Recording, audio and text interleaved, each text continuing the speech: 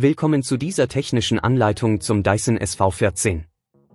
Wir sind Kelatos Informática, Spezialisten für technische Reparaturen.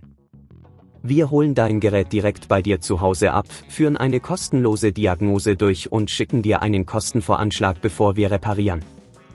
Keine Anrufe, keine Fahrten.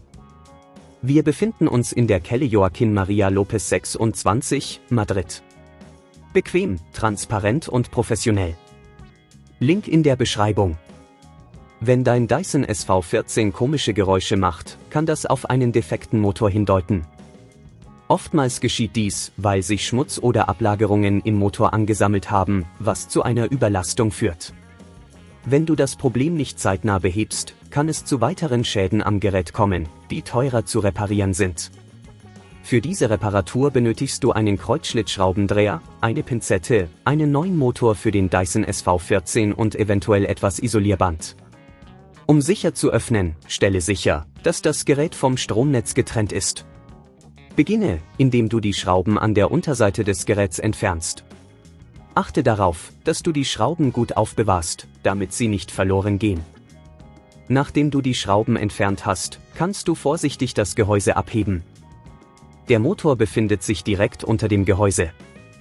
Wenn du das Gehäuse abgenommen hast, siehst du den Motor, der möglicherweise lose oder beschädigt ist. Um den Motor zu entfernen, schau dir die Kabel an, die daran angeschlossen sind, und trenne sie vorsichtig mit der Pinzette. Achte darauf, die Kabel nicht zu beschädigen. Der Motor ist mit weiteren Schrauben befestigt, die du jetzt lösen musst. Diese Schrauben sind in der Regel klein, also sei vorsichtig. Wenn dir das an dieser Stelle zu kompliziert wird, denk daran, dass wir bei Kelatos dein Gerät zu Hause abholen und es dir repariert zurückschicken. Nach dem Entfernen des alten Motors setze den neuen Motor an die gleiche Stelle ein und befestige ihn mit den Schrauben. Vergiss nicht, die Kabel wieder anzuschließen, wobei du darauf achten solltest, dass sie fest sitzen, aber nicht zu fest, um Beschädigungen zu vermeiden.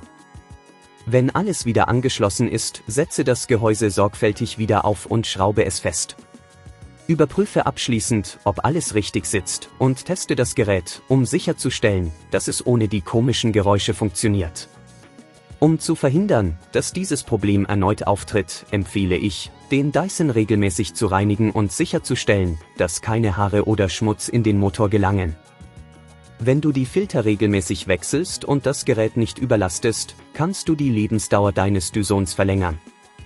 Wenn du kein Risiko eingehen willst, bei Kelatos holen wir dein Gerät ab, reparieren es und liefern es dir nach Hause, deutschlandweit. Link in der Beschreibung.